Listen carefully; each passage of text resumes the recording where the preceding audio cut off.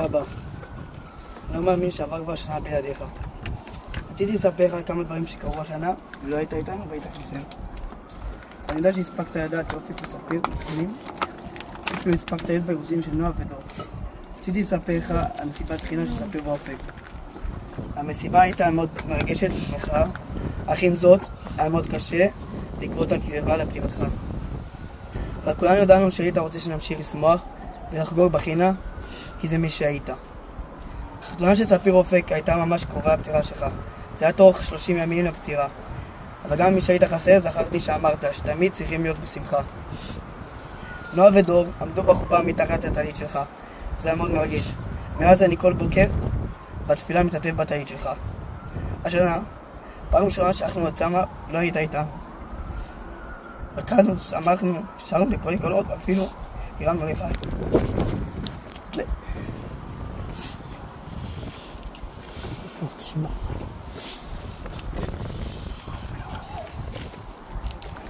את ליל הסדר עשינו כל משפחת שאנן בבני ראם. לכל הנכדים היה חסר לחפש את האפיקומן שלך, אבל סבתא החליפה אותך ונתנה לכולם כסף במוצאי החג.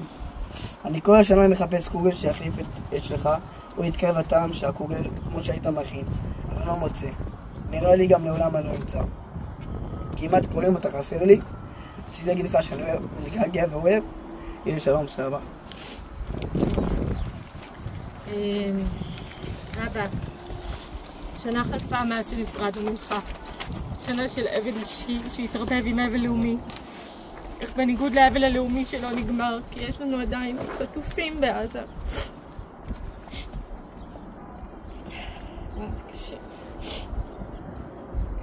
וחיילים עדיין נלחמים ונהרגים. שנת האבל הפרטית שלי נגמרת היום. איך מסכמים שנה בלעדיך? שנה שלקחתי על עצמי מנהגי אבלות כי אני לא אומרת קדיש. שנה שכל פעם כשאני חולפת ליד התמונות שלך בבית אני בוכה. שנה של תמיכה ועזרה לאמא הגיבורה. שנה של השלמה שמטת עמות צדיקים.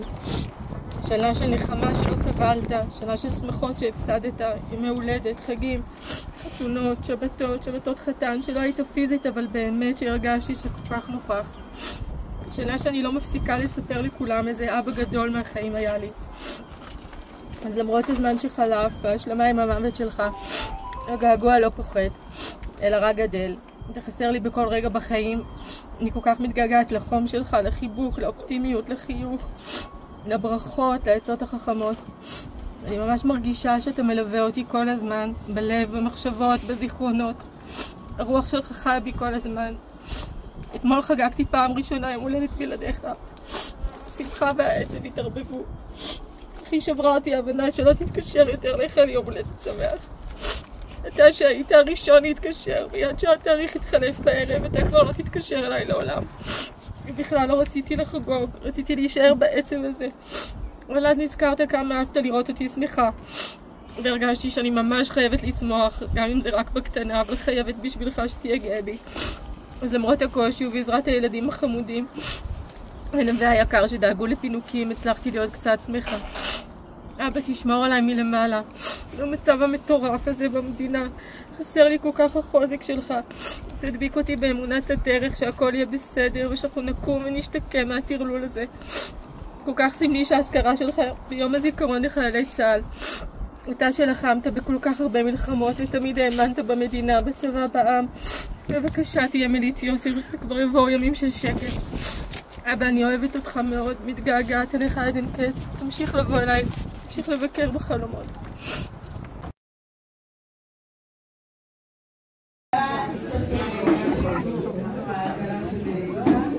זה נווה.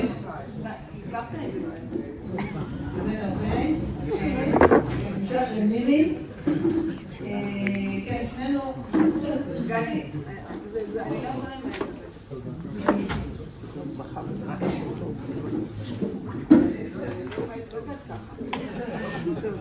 שנינו, לא שאני נדבר, אבל אני חושבת שנינו מאוד מאוד מתרגשים לדבר ולתת דבר תורה בשם ביום הזיכרון של יהודה. מרגישים מאוד מחוברים לך. לפני שנתחיל לבכות, אז אני אגיד מה שכתבנו. יהודה עבורנו הוא איש עם חיוך גדול על הפנים, ויותר מכך, איש של שמחה. איש שבכל הזדמנות יגיד מילה טובה, יעודד, יעזור, ויחפש את הטוב בכל אדם. איש אמונה, איש של תפילה, שדבק במסורת אביו הירושלמי, הליטאי, ואימו החסידית, שידע לשלב בין שתי הגישות בדרכו ובאורח חייו. היה לו חשוב לימוד התורה והקפיד ללמוד בחברותה, ומצד שני הקפיד על קריאת התהילים בכל יום וקריאה של תפילות הנובעות מתורת הקבלה. הקפיד לקיים ההלכה, לשאול את הרב ולהביא לשולחן שבת וורטים, ממנו למדתי את המילה, ששמע שקרא או שזכה מבית הוריו. לא בכדי בחרנו לעסוק במקום אותו יהודה פקד 3 פעמים ביום ולפעמים יותר, בית הכנסת, ואת המצווה המרכזית בעבודת השם, התפילה. אז ננסה יחד לצלול למהות של המקום והתפילה. תודה. ובאמת קודם כל באמת מרגש, ותודה גם לריקי, לצביקה, לגדי ולמירי שמאפשרים לנו באמת לקחת חלק. יהודה, גם בשבילנו היה ממש כמו אבא שני. לכל אחד יש את המקומות האהובים עליו. לאחד זה מגרש כדורגל, לאחד זה כדורסל, לאחד זה עם הספרים בבית, עם התה והלימון והספרים.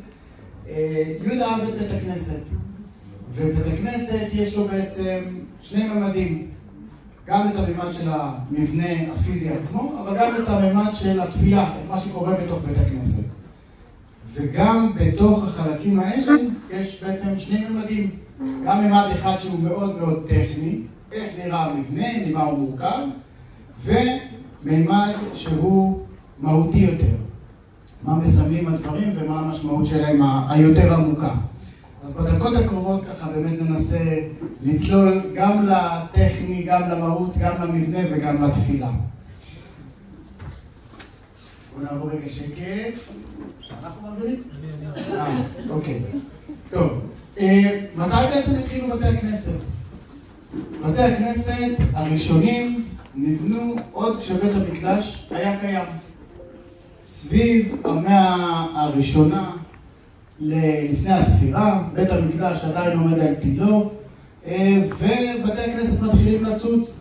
יש לנו פה 3 דוגמאות, מגמלה, מההרודיון וממצדה, ולכל בתי הכנסת האלה יש כמה מאפיינים מאוד מאוד דומים. יש עוד כמה וכמה מקומות כאלו בארץ, גם בחורבת איתרי, במודיעין ועוד ועוד. אבל כנראה שמכיוון שיש מקום פולחן אחד והכל מתנקז לשם, בתי הכנסת היו פחות כדי להתפלל בהם. עוד לא נוסדה התפילה. מתי בעצם משתנה הסיפור הזה? מיד אחרי החורבן, כשרבן יוחנן בן זכאי אומר, תנו לי יבנה וחכמיה, אנחנו ניתקל ביבנה עוד פעם בהמשך. ואז בתי הכנסת מקבלים את המפנה אחרי החורבן ועושים בהם גם את עבודת האל.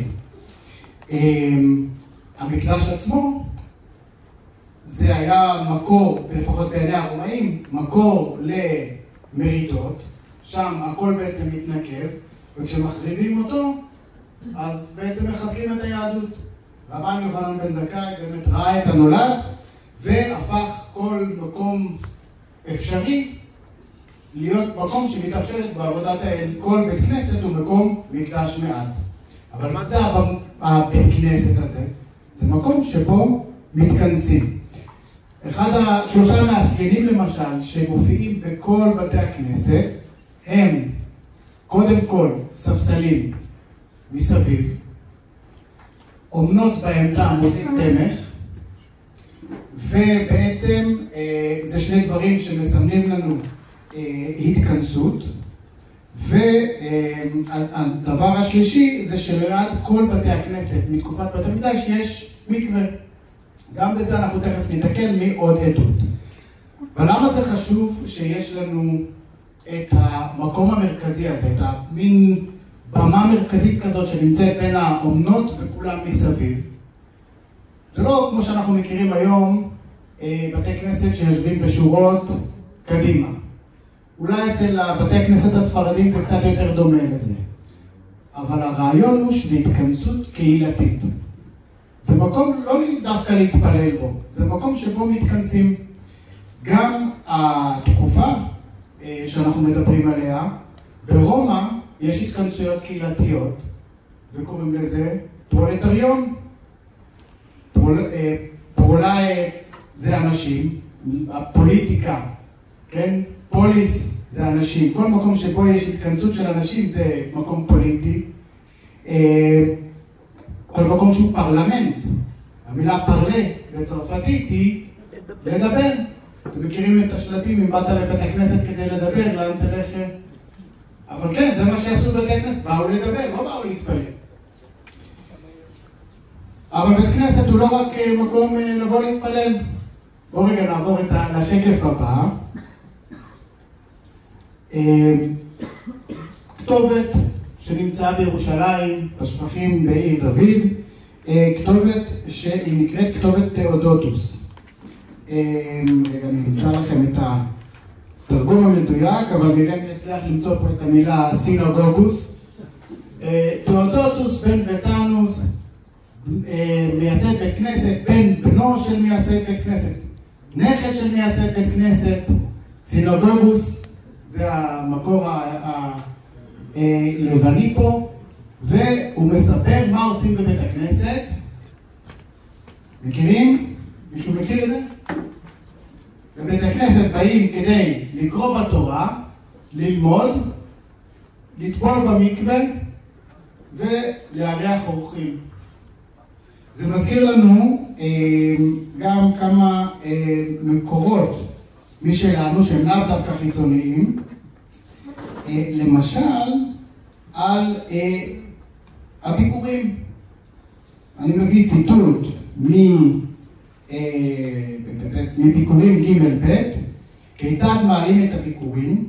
כל העיירות שבמעמד מתכנסות לעירו של מעמד ולנים ברחובה של עיר, שלא היו נכנסים לבתים. כלומר, עולי הרגל לנים בעיר ולא נכנסים לבתים. שואל הירושלמי, למה הם לא לנים בבית הכנסת? תנא רבי חלפתא בן שאול, מפני אוהל טומאה. כלומר, עולי הרגל שעולים למקדש וחוששים מפני טומאה, הם לא לנים בבית הכנסת, לכן הם לנים ברחובה של עיר. למה? כי בבית הכנסת לנו הרבה אנשים. אז אם מישהו אחד, מספיק שאחד הוא עם טומאה, כולם טמאים והם לא יכולים לעלות למקדש. לכן הם לנים ברחובה של עיר ולא בבית הכנסת. יוסף בן מתתיהו למשל מספר שבבית הכנסת הוא אוסף את כל הקהל כדי לספר על התחבולות שיש עליו מרידה. אז אני כדי לדייק אני אצטט, אז זה מיוסף בן מתתיהו, חיי יוסף. והוא ככה מתאר, ליום המחרת התאספו כל תושבי טבריה בבית הכנסת. יונתן בא, אבל לא מצא עוז בנפשו לדבר בגלוי על המרד בי. יונתן וחבריו דחו את המועצה ליום המחרת. באתי ממגדל והנה ראיתי את העם נאסף כבר בבית הכנסת.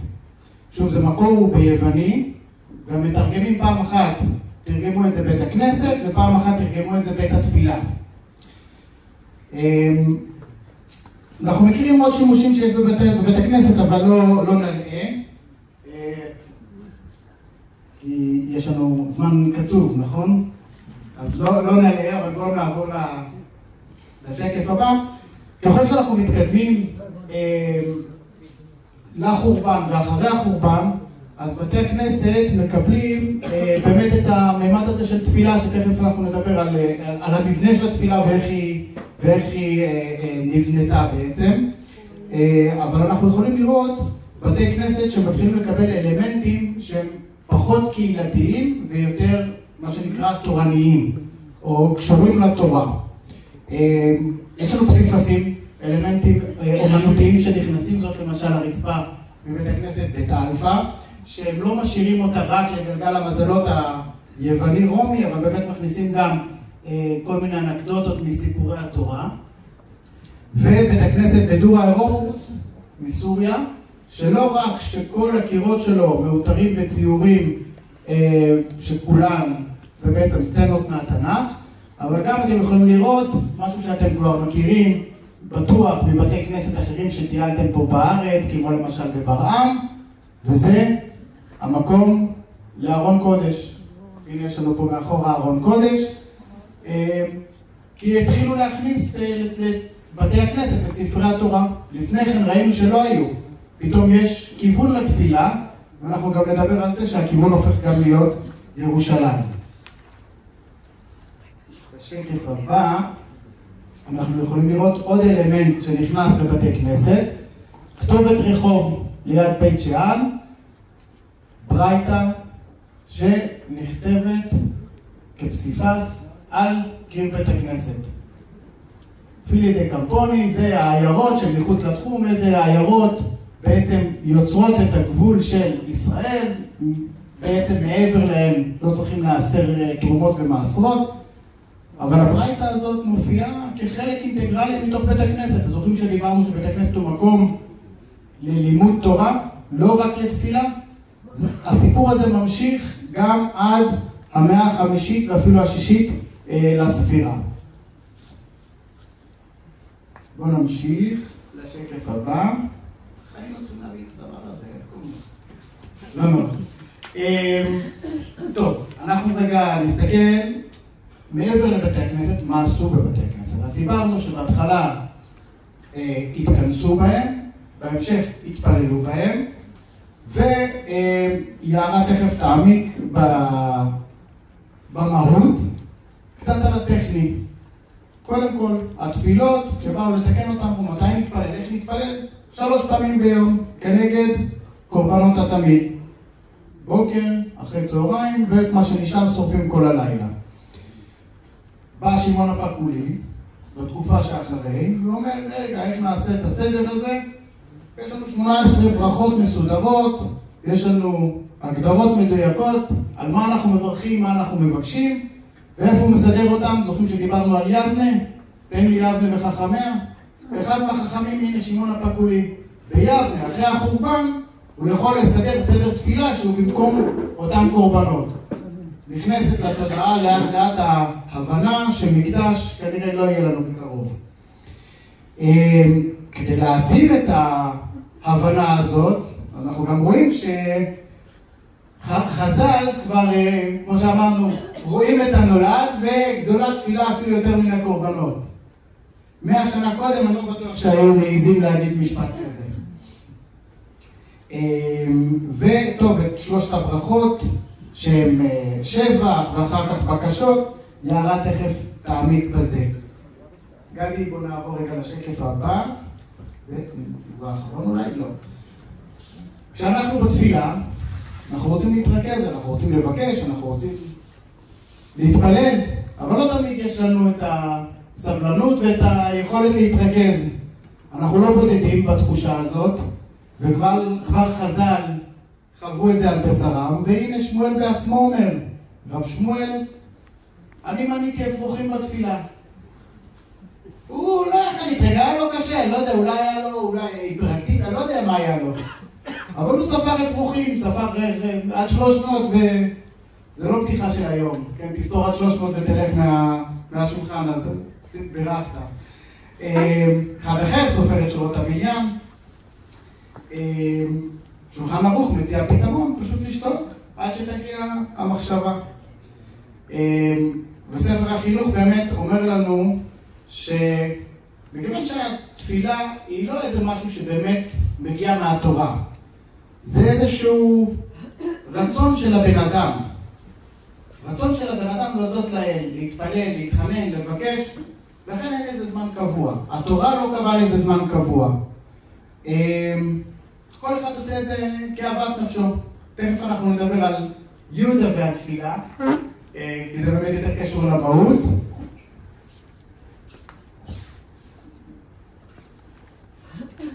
אז הנה, הגענו למהות. דיברנו על הטכני, אבל יאללה, הבמה שלה.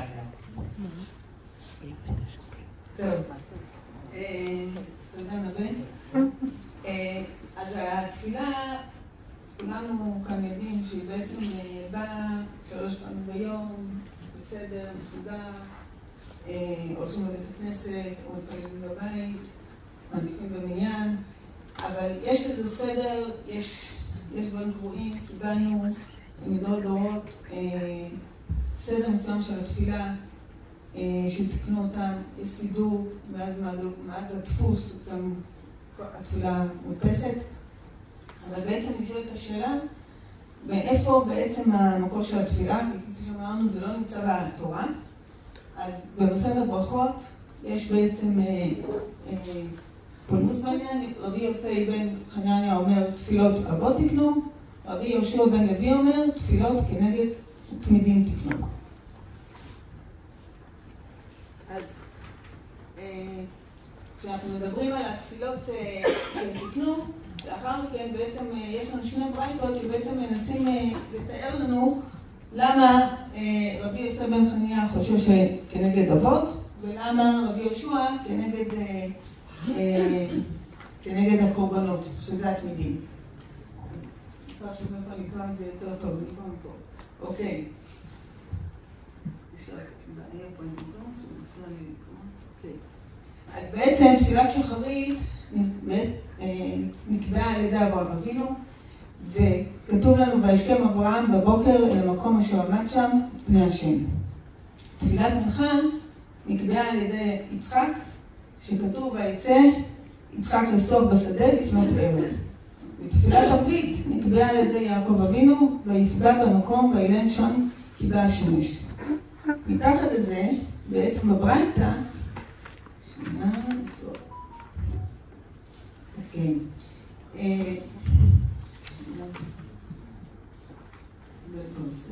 מתחת לזה, בברייתא הם מציינים לנו בעצם למה הגיעו למסקנה שאברהם אבינו, הוא זה שאכל הבוקר, כי כתוב בעצם באין עמידה אל התפילה, שנאמר ויעבוד פנחס ויפלל ותעצר המגפה. ויצחק למה בעצם הוא תיקן תפילת מנחה, שכתוב אין שיחה אל התפילה, שנאמר תפילה לעני כי יטוף ולפני השם ישפוך שיח. לגבי יעקב, למה הוא בעצם שמתקן תפילת ערבית, שאין פגיעה אל התפילה, שנאמר ואל תישא באדם רינה ותתפלל אל תפגע בי. בעצם כנגד כל אחד מהם יש סיבה למה הוא תיקן את התפילה. ואם חושבים על האבות שלנו ועל הסיפורי ההיסטוריה של האבות שלנו, זה לא באמת הפסוק שבהם הם התפללו. אנחנו יודעים שאברהם התפלל בשביל אבימלך. אברהם גם התפלל בשביל אנשי סדום. יצחק לא רק יצא לסוח בשדה, הוא בעצם התפלל כדי ששרה תפסיק להיות עקרה. ויעקב למשל התפלל כי כשאמר הצליאני נא מפני עשיו. אז בעצם כל אחד מהם היה לו את התפילה האישית שלו בצרה או תחינה או בקשה או משהו אחר. ומצטרף לזה עוד הרבה נביאים אחרים שעשו את אותו הדבר. גם משה רבנו, אין לו את התפילת הכי להתפלל על דברים שהוא לא היה בטוח בהם. וגם לא היה את השיח האישי עם הקדוש ברוך הוא. אז למה בכל זאת מביאים לנו את הפסוקים האלו כפסוקים שמלמדים אותנו על התפילה? אלה פסוקים שמלמדים אותנו על זמנים. לא מלמדים אותנו על הצורך בתפילה, אלא מלמדים אותנו על זמני התפילה. אבל הברייתא ממשיכה ומסבירה לנו למה הזמנים הם לא זמנים של האבות, הם הזמנים של הקורבנות. שכתוב, זה לא עובר פה, תפילת שחרית עד חצות היום, שהרי תמיד ששחר קרב והולכת עד חצות. רבי יהודה אומר עד 4 שעות, שהרי תמיד ששחר קרב והולך עד 4 שעות. תפילת מנחה עד הערב, שהרי תמיד של בין הערביים קרב והולך עד הערב. אלו קורבנות, יש להם סדר, יש בדיוק את הזמן שצריכים להקריב אותם. בעצם האבות והנביאים האחרים מביאים לנו פן אחד של תפילה. הפן אולי היותר רוחני. אני צריך להתפלל כשאני צריך לבקש משהו, כשאני יוצא לשדה לסוח. אגב, הוא יצא לשדה לסוח, אבל בעצם איפה הולכים ומתכנסים? לא מתכנסים לשדה. בשדה זה באמת רבי נחמן מברסלב יצא לשדה. איפה מתכנסים? בבאר. בעצם היה צריך ללכת להתפלל אולי בבאר, אבל הולך להתפלל בשדה, כיחיד. או יעקב שבעצם היה לבד, הרגיש לבד, והיה לו את הצורך הזה בעצם לבוא ולדבר או לסוח עם הקדוש ברוך הוא, או לבקש או לתחון או להתחנן עליו. לעומת זה, הקורבנות אולי מציינים לנו את האנשים שהם המעמד הגבוה ביותר בעם ישראל, ואלו הם הכהנים. הכהנים עם הלבוש, עם ההדר, בעצם אלו שהם אחראים על התמיד. הם אלה שבעצם אחראים על התמיד, הם אלו שאחראים על הסדר, על הפעולות, על הכל. אז יש לנו כאן איזה בלנס בין הרוחניות של האבות שלנו לבין הכהנים שמציינים בעצם את הסדר החשוב שצריך להיות לנו בתפילות. והרב יונתן זקס בא ואומר לנו שני דברים. אחד, אם נחשוב על כל אחד מאיתנו, בכולנו יש את שני הדברים האלו. בכולנו יש את הצורך הזה פעם ללכת באופן קבוע לעשות את אותה פעולה, וזה ללכת ולהתפלל 3 תפילות ביום. מצד שני, בכולנו יש את הצורך הזה מדי פעם לזעוק לשמיים, במיוחד בתקופה כזאת, או להגיד תודה והודיה על דברים טובים שקרו לנו, וזה הדברים האישיים. אז בכל אחד מאיתנו יש את הצורך לשני הדברים האלה. זה לא באמת ויכוח ופולמוס בגמרא. זה בעצם שילוב בין השניים. ובעצם הנביאים והכהנים הם בעצם משלבים, זה בעצם איזה מין סימביוזה בין שניהם, שזאת התפילה השלמה. אני אדלג על זה רגע. לא? נתקדם? כן. אוקיי. אני זה אחרי את זה, אני לא יכולה להקריב בזווית הזאת. אני חושבת שהרב יחיאל ויינברג כתב את זה ואמר את זה הרבה יותר טוב ממני. יש אנשים שזקוקים לקצב, מידה ומשקל. ויש אנשים שזקוקים ליוצא מן הכלל והחד פעמים.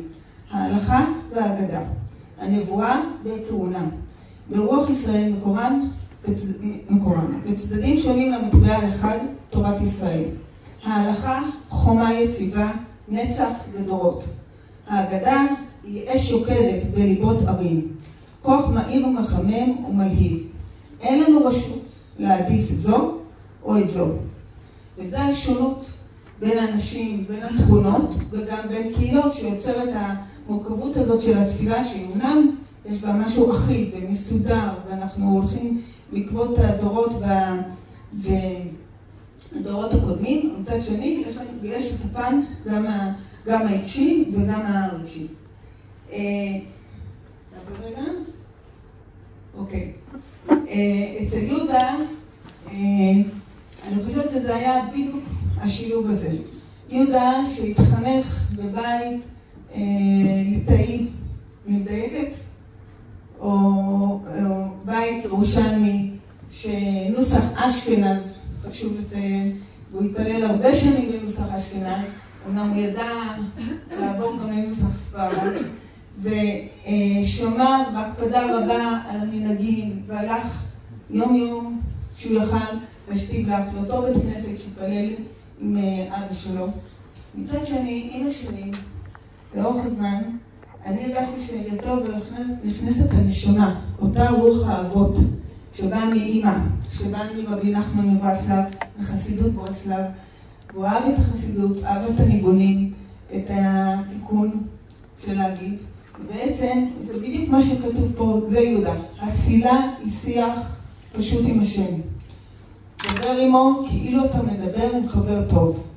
ואני חושבת שיהודה כך הוא היה. בכל הזדמנות הוא היה מוצא את המקום לדבר. לדבר בשבילנו, לבקש בשבילנו. יחד עם זאת, אצל יהודה זה היה מזון. זה היה האנרגיה שהוא היה צריך. לפי שרבי יהודה הלוי כותב בכוזרי. כשם שהגוף צריך מזון תמידי, ככה נשמה צריכה. חיבור קבוע עם מקורה, עם השכינה. בעצם, כמו שהנשמה היא קיום גופני, ככה תפילה היא נשימת הנשמה. ואצל יהודה זה בדיוק זה. זה האנרגיה שהניע אותו. גם ביום יום, הקביעות הזאת, ללכת מתפילה לתפילה, ממקום למקום, ויחד עם זאת, הנשמה, ולחשוב על כל מילה שהוא אומר. אני חייבת לספר את מה שביניס, חבר טוב שלנו, סיפר פה, שהוא גם חבר שלו למניין, של יהודה. מותר לי ביניס? האמת היא שאתה תספר את זה יותר טוב ממני, זה פשוט מתחבר בדיוק לנקודה פה, אני לא חושבת רגע להעביר אליו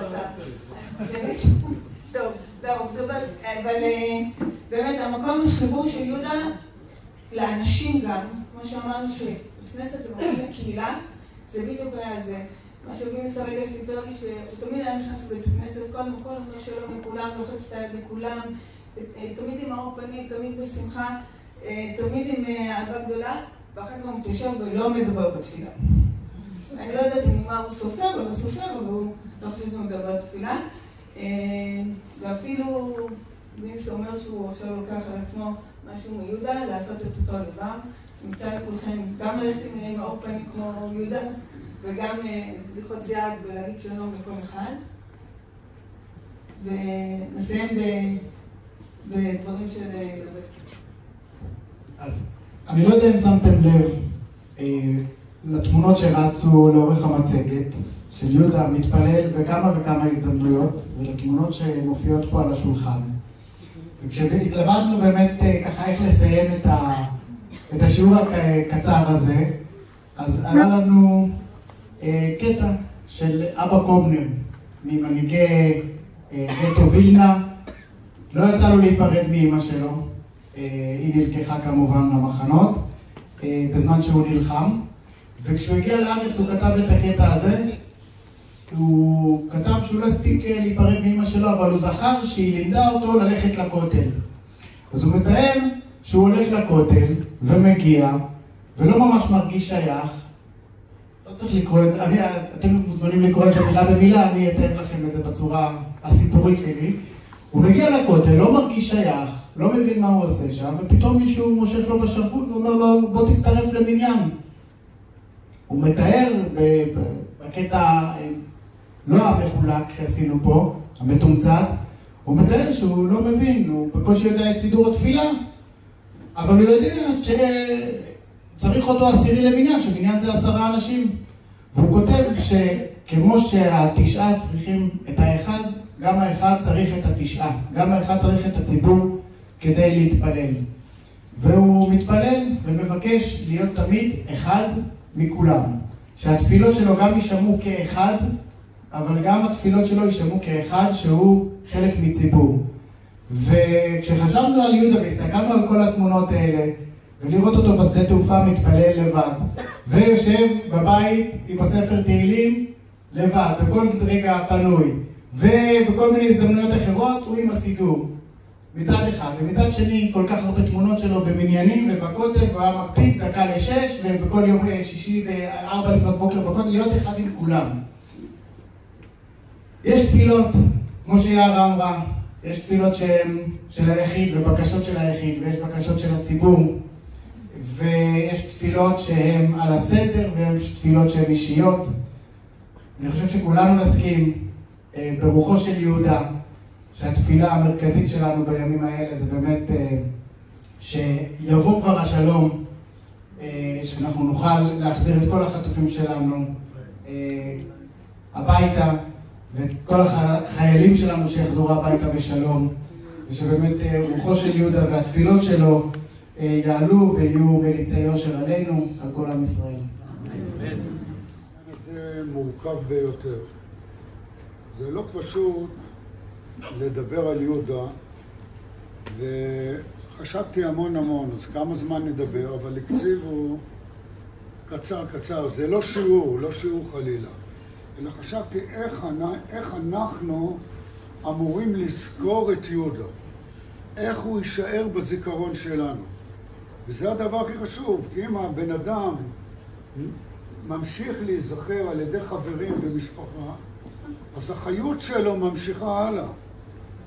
הוא לא הלך סתם מן העולם, הוא השאיר משהו. ואז לקחתי 3 מאפיינים של יהודה. זה מועט שבמועט לתאר את יהודה עצמו, אבל מה לעשות? זה מה שלקחתי. המשנה באבות אומרת, אני רוצה לתאר אותו קודם כל, נקודה ראשונה מתוך זווית של חבר. אחרי זה נעבור לעוד 2 נקודות, זה מהקל אל הכבד, ואני לא יודע אם זה נכון להגדיר את זה מהקל אל הכבד, אבל ככה עלה בדעתי. אז המשנה באבות אומרת, עשה לך רב וקנה לך חבר. זה משפט קצת מוזר, מכיוון שלעשות רב, טוב, כל אחד הולך לרב של הקהילה שלו, לשאול אותו, להתייעץ איתו, ללמוד ממנו, לפתור בעיות. והרב לא חייבים בכלל בתשלום הרב, אבל עשה לך חבר, אומר הברטנורה באותו מקום, אפילו בדמים. זאת אומרת, אתה רוצה שיהיה לך חבר, תקנה אותו אפילו בכסף. אבל זה רק הקצה של הקרחון, הכסף. אני אומר שהביטוי של עשה לך רב וקנה לך חבר, מביא אותנו לידי מחשבה שלקנות חבר צריך להשקיע זמן, צריך להשקיע מאמץ, צריך לבוא, לעזור, לדרוש בשלום החבר. אני אומר, יהודה היה כזה. הוא לא רק היה מוכן לבוא ולעזור, הוא באמת היה בא, הוא היה אומר ועושה. אנחנו שמענו פה כשהיה נכנס, הוא אומר שלום, מקדים שלום כמעט לכל אחד. זה יהודה. יהודה היה עושה בתור חבר בנחת. הכל היה בנחת ובשמחה. פנים מהירות תמיד. פנים שלו היו כאלה.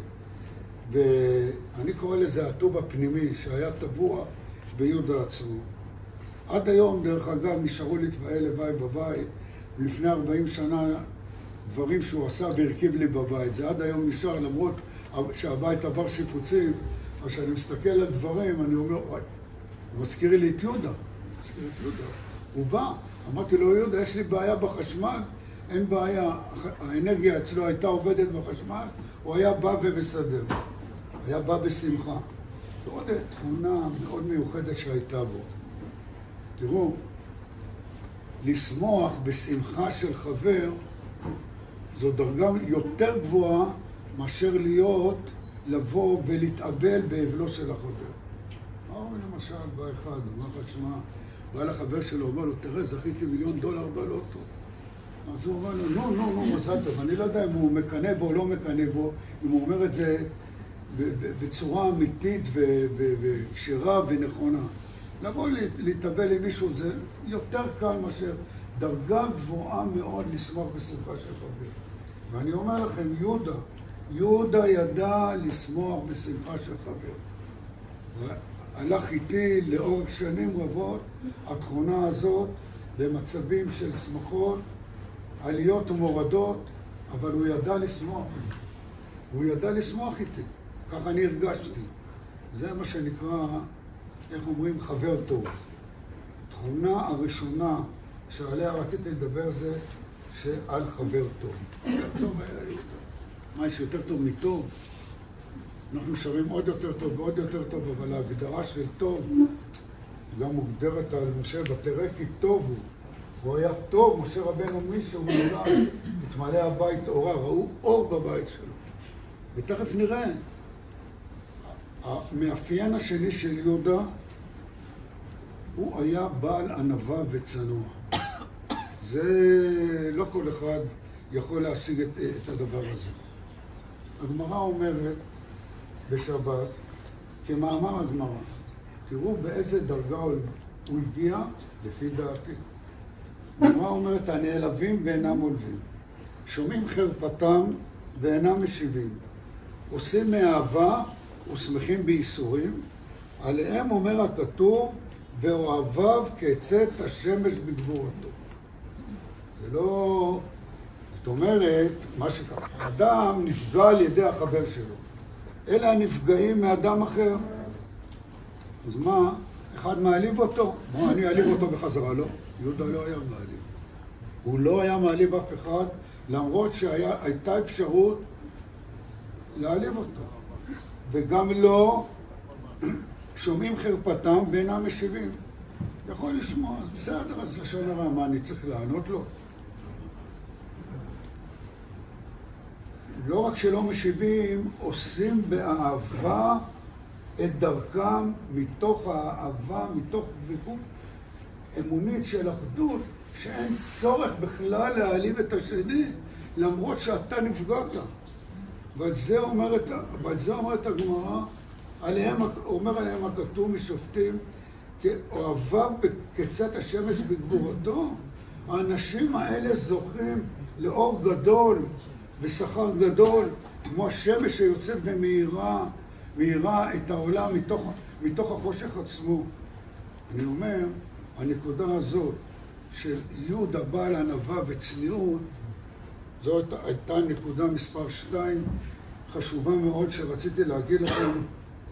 ויהודה היה גם בדרגה גבוהה של ענווה. כן, אדם מצויד, הוא היה גם, היה לו כוח, הוא היה מצויד בכוח של הבלגה. אמר, אז מה אם אמרת? אז הוא דיבר, אני לא חייב לענות לו, ואני לא חייב לפגוע בו בחזרה. עכשיו אני אומר, התכונה השלישית שהיא גם כתוצאה מקנייה של המידות האלה שהיו במידות, לא, אני לא אמשיך לפרט, מספיק שתי המידות האלה. יש מה שנקרא ראיית הלב, ויש מה שנקרא ראיית עין, ראייה חיצונית. זה שתי ראיות בכלל שונות.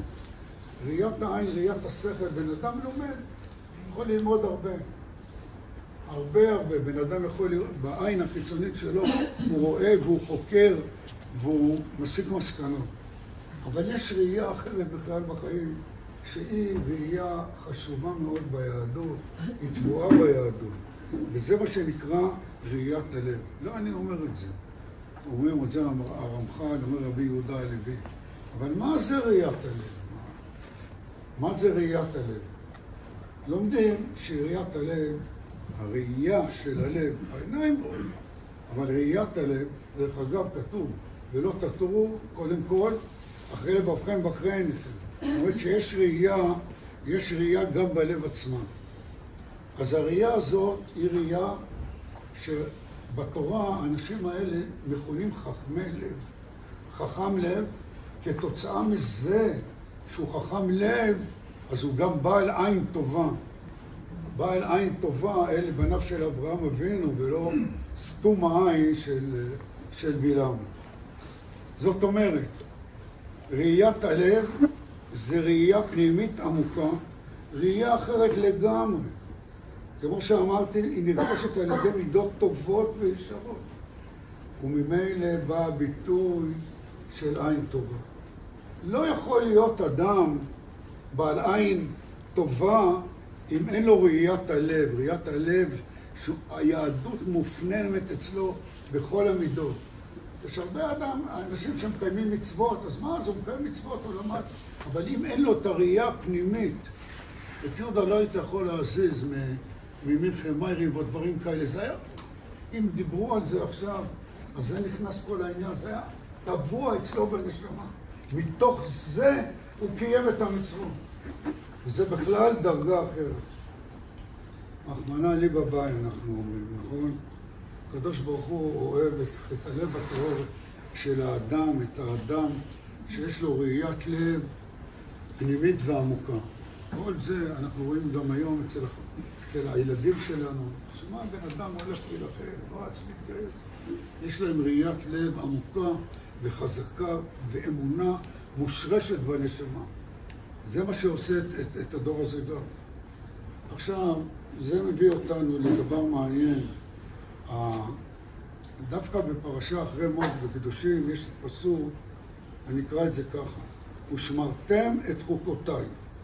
את חוקותיי, לא חוקות. יש הרבה חוקים ומשפטים בעולם הזה.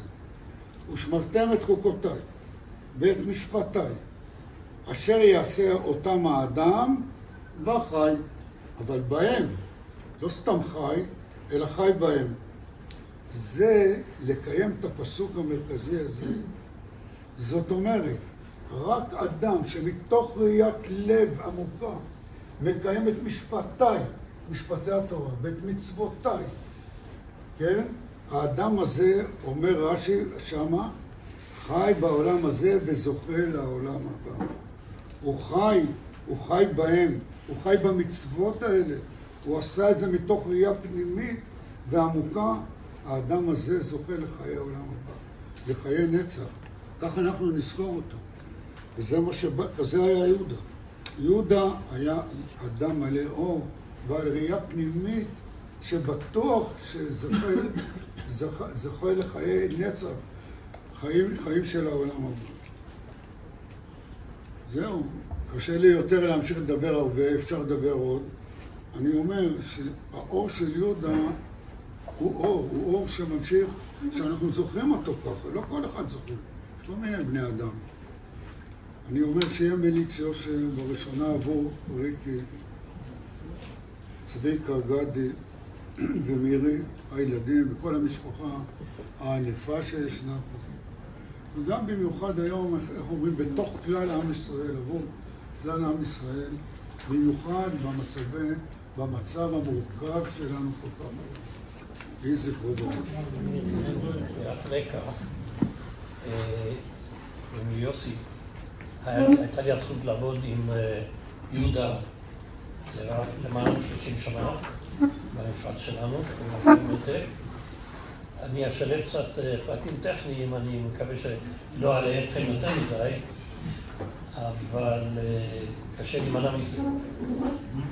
ההיכרות שלי עם יהודה החלה אי שם בתחילת שנות ה-80 של המאה הקודמת.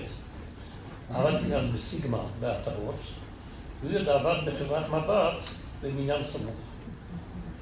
יהודה הצטרף אלינו לתפילת מנחה והפך להיות בן בית אצלנו.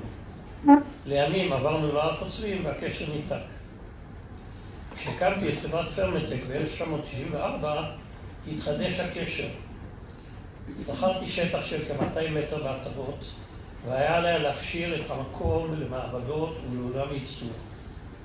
אני לא רוצה להאריך בפרטים, אציין רק שלא היה לי גרוש על הנשמה. הכשרת השטח הייתה כרוכה בהוצאות מרובות ובידע מקצועי.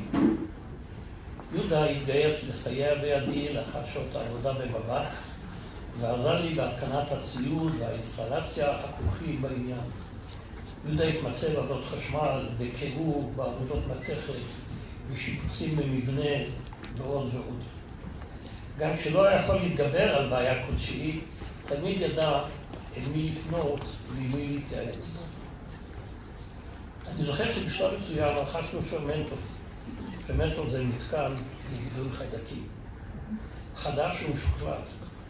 פרמנטור כזה דורש מערכות מורכבות כמו קיטור, אוויר דחוס, מי קירור. שברנו את הראש איך לספק מי קירור למערכת. יהודה לא היסס ואמר, אני אתקין לך מערכת מי קירור. מפה ומשם הוא גייס קומפרסור, קירור, מערכת סירקולציה, והתקין מערכת צינורות להזרמת מי הקיטור אל הפרמנטור וממנו. אני נכנס לפרטים האלה לא כדי לשעמם אתכם, כדי להדגיש שמבחינתי הוא עשה את הבלתי אפשרי. בנוסף לכל הצרות,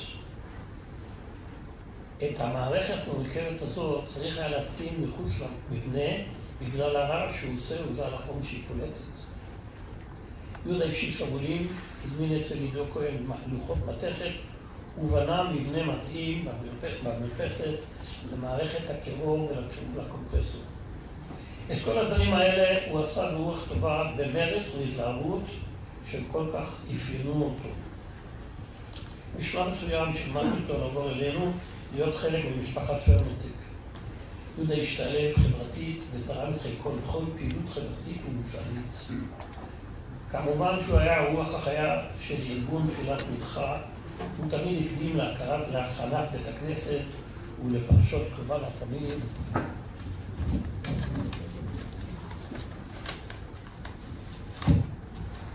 פתאום הקטורת שלפני התפילה. יהודה היה טיפוס חם ואוהב הבריאות. הוא קידם כל אדם בסבר פנים יפות, וכולם הכירו אותו. אני רוצה להביא עוד דוגמה אחת לכושר החשיבה והתושייה של יהודה. באחד הימים התברר לנו שהפיגומים שעליהם עומד הפרמנטו שלנו החלידו ועומדים להישבר. משמעות הדבר היא שהפרמנטו, מתקן השוקל למעלה מטונה, עומד להתמוטט. לפיכך יש צורך לנטרל את הפרמנטו, לסלק אותו ממקומו, לבנות מערכת פיגומים חדשה ולהציב עליה את הפרמנטו. זו פעולה לוגיסטית מסובכת בעיקרה, מה גם שעלולה לנטרל את הפרמנטו לתקופה ממושכת. בעוד אנו מתלבטים איך להתמודד עם הבעיה, לא יהודה ואמר, יש לי פתרון. אני אשאיר את הפרמנטו במקומו, ואבנה מערכת פיגומים חדשה בצד המערכת הקיימת. הוא תכנן ובנה מערכת פיגומים מקבילה, ורק בצד המערכת הקיימת. הוא בנה מערכת פיגומים מקבילה, ורק לאחר מכן הסיר את המערכת הישנה מבלי להזיר את הפרמנטו במקומו, ומבלי להפסיק את פעולתו. אני לא רוצה להאריך פרטים, אציין רק שהמבצע הזה הוכיח כאמור את כושר החשיבה והתכנון של יהודה, שחסכה מאיתנו כאב ראש רציני. במבט לאחור אני יכול לומר בפה מלא שללא יהודה לא הייתה היום חברת פרמנטק. ועוד סיפור קטן. בעת ההלוויה של יהודה פגשתי חבר קרוב. שאלתי אותו מה הוא עושה בהלוויה הזו, ומאחר הוא הכיר את יהודה. הוא אמר, אני לא הכרתי אותו. אבל התפללתי איתו מדי שבת במניין מוקדם, הוא הקדים לבוא להתפלל וניגש לכל להתפלל, לחץ לו את היד ואמר שבת שלום. שמעתי שהוא נפטר וניגש לפסוק לבוא ולהתפרד ממנו. כזה היה יהודה. תהיה נשמתו צורה בצורה חיים. בת של משה אופנהיימר, נבצר ממנו להגיע הערב הזה, מקריאה בשמו את הדברים. הכרתי את יהודה באירוסין של גדי ויערה. מיד זיהיתי שפגשתי אדם מיוחד. אני זוכר שפגישת האירוסין הייתה מפגש חם ולבבי, ומאז יהודה היה בשבילי לא רק מחותן, אלא גם חבר טוב. כשביקשתי ממנו עזרה, לא הייתה פעם אחת שהוא לא נענה לבקשה. תמיד היה מוכן לבוא ולעזור, לתקן משהו, להשלים עניין בהר המנוחות ביום הזיכרון לאחד מהוריי. יהודה היה אדם עם לב זהב, ידי זהב, אוהב את הבריות ואוהב את הזולת. יהודה היה אדם חרוץ מאוד, הוא נהג לקום בבוקר מוקדם, ללכת בשעה 6 למניין בשטיבלח בקטמון ומשם לעבודה. הוא היה יכול כבר לצאת לפנסיה בגיל 67, לאחר שנות עבודה רבות, אך החליט אחרת והמשיך לעבוד במפעל פרמטק. בטבע ובפרמטק העריכו אותו מאוד ורק דברי שבח אמרו עליו. הוא עסק בתחזוקה של מפעלים ביעילות ובחריצות יוצאות דופן. כך סיפרו עליו אנשים שעבדו עמו, ואני לא התקלטתי על כך.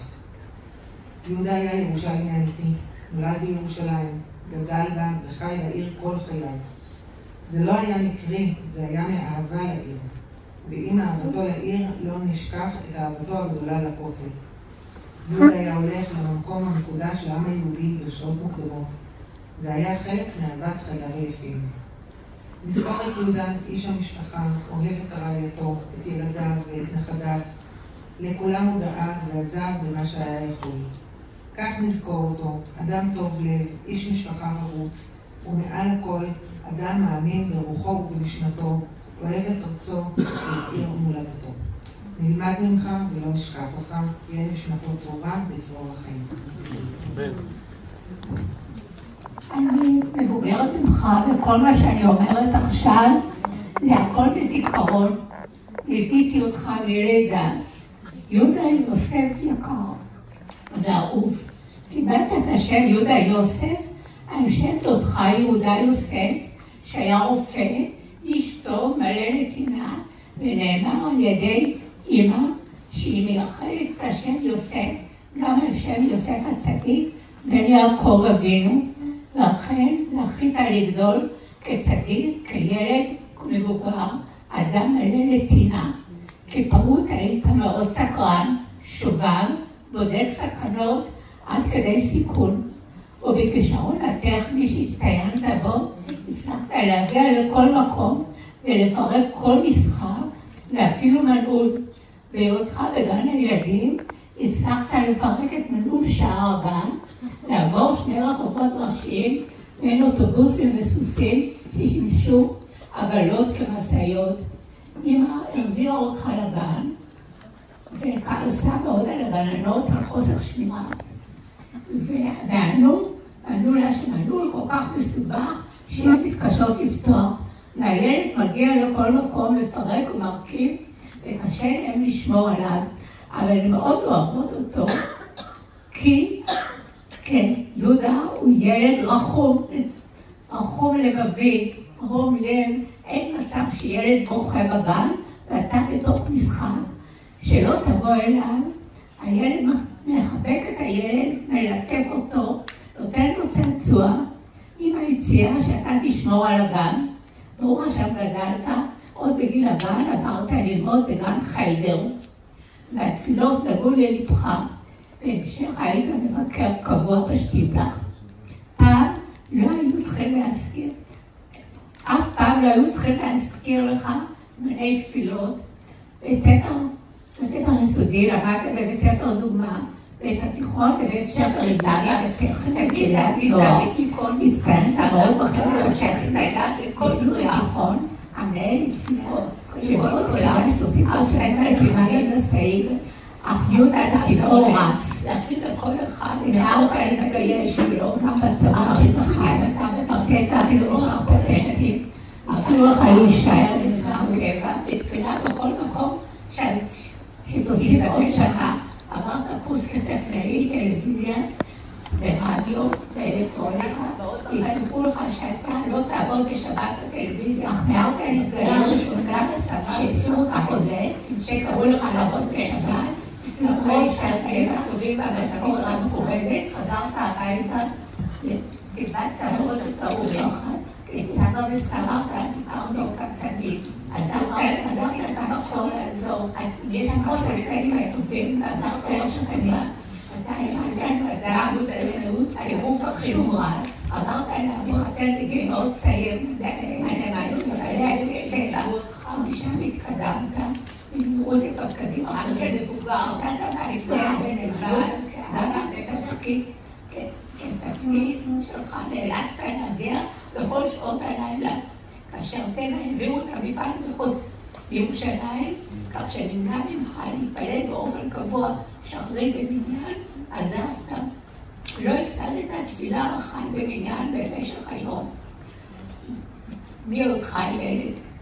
עברת לעבוד במפעל אחר, ומאוד אהבת מה שאתה עושה. הפרנסה הזאת אהבה אותך גם כן. ונשארת, וגם באופן קבוע כל ערב הלכת לתפילה, בדרך כלל בשטיבלה, ונשארת לשיעור. השיעור היה מאוד חשוב לך.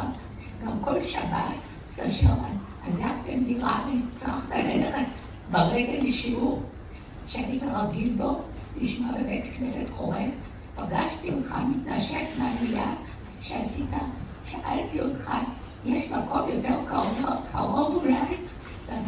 ואמרת לי, מה עם שכר הליכה? גם ביום שבאת הביתה, בערב החלש, אחרי יום עבודה, אמרת לאשתך, אלמוג קצת ויצא לשמוע שיעור. את השיעור שמעת כבר בשמיים באותו ערב. נולדת כצדיק ונפטרת מעולם כצדיק. המשפחה שאתה כל כך אהבת, והם אהבו אותך והוקיעו אותך, נשארו בלב, אבל במודל, נשארו אצל משפחה, אבל במודל טוב מאוד, שבדעה ובתקווה שכל אחד יאמץ משהו ממך. אני כבר מתגעגעת שנה. יהודה, אמרתי כל שבת, במשך השנה האחרונה, 6 פרקים, כל שבת ממסכת אבות, לזכרך ועילוי נשמתך. כי חשבתי כצדיק, ושהצדק, האמת והאמונה הנובעים מהפסוקים מאפיינים אותך. הבן של גדי זה נכד של סבא יהודה. ישבתי, כתבתי בשבוע האחרון משהו קצר לסבא. סבא, חלפה שנה מאז שנפטרת, ואני עדיין לא מעכל זאת. עברנו אירועים, שבתות וחגים בלעדיך, וחסרונך הגדול מורגש. קרו כל כך הרבה דברים בשנה האחרונה שאני רוצה לספר לך. התחתנתי עם ספיר, דור ונועה התחתנו, יובל התגייסה, והראל כבר נער מתבגר. חסרונך בחתונות היה מורגש, ולמרות זאת ניסינו לקיים את אחת מאבני הבניין שלך בחיים. להיות בשמחה תמיד. אחרי החתונה אני וספיר עברנו לירושלים והתחלנו ללמוד באוניברסיטה העברית. פה בירושלים. הלימודים קשים, אך החוויה ירושלמית מקלה. חשבתי רבות איך הייתי שמח לשבת ולהקשיב לי ולספר על הלימודים והמגורים בירושלים, בעיר שאתה כל כך אוהב. בי"ט כסלו השנה הלכנו כמנהג במסורת החדשה לאירוע צנוע של חב"ד. רקדנו ושרנו והיה שמח ומרומם, אך מצד שני קשה להיות שם בלעדיך, בדבר שהוא כל כך חטא, 70 יהודים, קיגל, ערק ושמחה אחת גדולה. חגגנו את פסח האחרון למשפחה ביחד, אבל בלעדיך. זה פשוט לא אותו דבר. בלי הדברי תורה שלך שמשלבים סיפורי חסידות פשוטים בצורה יפה. בלי החיוך הפשוט והטוב לב שלך כשאתה פוגש אותנו מחבק חיבוק גדול. ובלי ברכת הבנים המיוחדת שלך לאחר הקידוש, עם התוספות המיוחדות שלך. ובלי השירי שבת ונשמה שלך. עברה שנה בלעדיך וקרו כל כך הרבה דברים. אבל החותמות שהשארת עליי ועל כל המשפחה מורגשות בכל מקום ומקום, בכל אירוע ואירוע. חיפשתי שיר שמתאר אותך בצורה מדויקת, ואני ראיתי וחוויתי וגדלתי עליך. מצאתי את הפזמון מהשיר של אברהם פריד, פשוט אנשים, ואני אקריא אותו. כל העולם מתקיים ונושם ועומד, רק בזכות אנשים כה תמימים. נשמות טהורות שרוצות רק לתת. לתקן ולדלות, להאיר את החיים. העולם מתקיים ונושם ועומד רק בזכות אנשים כה פשוטים. אנשים באמת, באמת ותמים, פשוט אנשים. אופק. כל מי שהתאמץ והגיע לערב הזה ביום חמישי, חכים, ביום חם, אז תודה רבה לכולכם. משביל ישראל בצפון, ממעלה דוד במזרח, ממיתר בדרום, וגם מכאן שכנים וחברים ותיקים. תודה לכל הדוברים, המלמדים וכל מי שטרח והכין את הערב הנפלא הזה. אני בטוח שערב כזה לא מתיימר למצות חיים שלמים, בטח לא של אבא יקר שלי, שמסלול חייו עבר בהרבה לבבות ואירועים של אנשים בחיים. וכל זה רק מעלה נקודות, תמונות חיים, לשמר במשהו לשיעותו לדרכיו. אם אנסה לתמצת הרבה מדרכיו של אבי, יש פסוק אחד בפרשת השבוע שלנו הקרובה, אחרי מות עושה את זה מעולה, וידידיה כבר הזכיר את זה בהקשר אחר היום. ושמרתם את חוקותיי ואת משפטיי, אשר יעשה אותם האדם וחי בהם, אני אדוני. וניגוד למה שידידיה אומר, אני מרגיש של אבא פשוט חי את החיים. אבא דאג לחיות בשמחה ובפתינה, להחיות את המצוות והיהדות היכן שאפשר כחסיד אמיתי. אני מאחל לכולנו לקחת חלק מהחיות שלו לחיינו. נשיאה התורה, שבת שלום.